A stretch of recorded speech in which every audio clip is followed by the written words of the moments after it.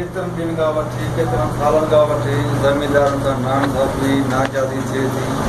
जिन्स ज़मींदारनि वटां अचे ऐं महिनत ज़मींदार करे ऐं सेठियूं जेके आहिनि से पखे हेठियां वेही जेके लाखों रुपया नाजादी कमाइनि था, उन जे लाइ ही ज़मींदार जेके असीं गॾु थिया आहियूं। त हिकिड़ो त टैक्स जेको आहे उहो नाजायज़ वठनि था। उन खां पोइ ॿियो जेको सो कणिक जो जेको बारदानो अचे थो उहो बि जेको सो लॻाइनि था ज़मींदारनि ते। ऐं मज़ूर जेके आहिनि से गाॾियूं भराइनि था, ट्रकूं भराइनि था सेठनि जूं, ऐं उहा मज़ूरी बि जेका आहे भले 2 मण खणी अचूं या 4 मण खणी अचूं, उहे 2 मण जी मज़ूरी बि जेका आहे सा लॻाइनि था ज़मींदारनि ते। ऐं तंहिंखां पोइ उन खां पोइ दवाऊं 2 नंबर दवाऊं, 2 नंबर भाण।